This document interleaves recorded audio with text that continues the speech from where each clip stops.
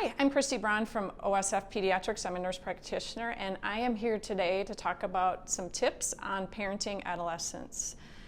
The first thing you need to make sure you have in your home is a safe home. The kids need to feel like this is a safe place to go. If it's a toxic environment, you need to kind of work on that, and it needs to be consistent. The kids need to know what to expect when they do have issues. Communication is the key for adolescents and parents. This can be difficult. It's really important to listen to what your teen has to say and not try to jump in so much. Sometimes in early adolescence, the moods go like this, and you have to be careful not to follow their moods. A 12-year-old may come home from school talking about their best friend and how great she is, and the next day, that friend is really mean to me, and it's hard as a parent to step back and say, oh my gosh, this person is really bad, because the next day they may be best friends again. So you have to kind of ride the mood a little bit too and try not to get too upset about it, but listen to what they're saying. If you have concerns or not quite sure what they're saying, it's okay to rephrase. For instance, I think this is what you're saying, is this correct?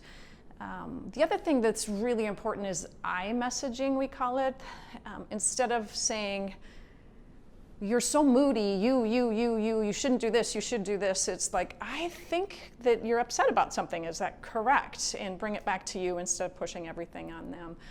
It's really critical to spend time with your adolescents and try to find special time, going out for a walk or going to having a lunch date once a month, just one-on-one time with your teen without a lot of distractions. They may seem like their peers are important, but they still need you around, so make sure you're making time for that.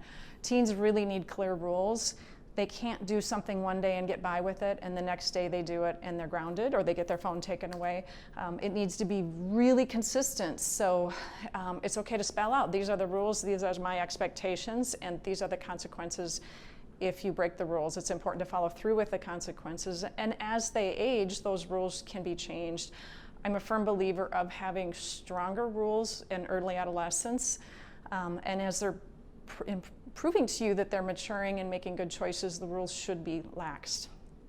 A little less lax, not completely though. It's really important not to be over-controlling, but also not to be under-controlling and allow everything to happen. Again, this is an advancement through adolescence that you have to kind of weave through yourself, and each child is different. But it definitely has been shown that people who have too much control over their kids, they're not able to make decisions on their own, and most of those kids go on to college and become big risk takers. The opposite can be true. If there's no rules and there's no limits set, kids can get into trouble at a lot younger age. It's important to differentiate what might be an annoyance and what might be a problem. Some things might be annoying to you, but they're pretty minor.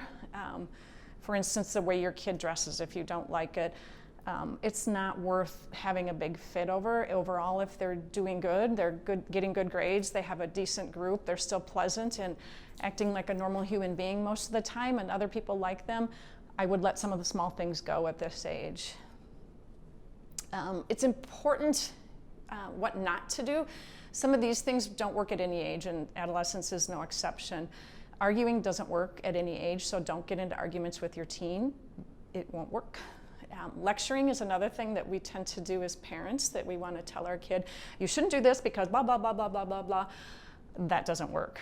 It has to be a two-way conversation, which is a little bit different than when your child was an infant or toddler and you actually made all the rules and picked all the things. Now's time to step back and let them to be part of it.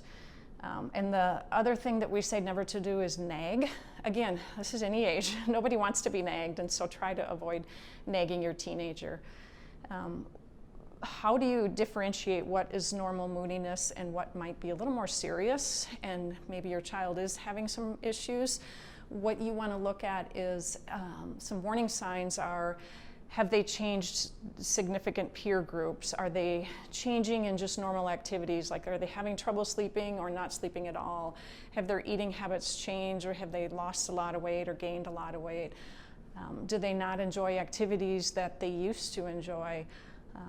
These are some of the things that we say can be red flags to things that might be going on, and what you want to do about that. Number one is talk to your teen about it and find out if there maybe are some issues going on.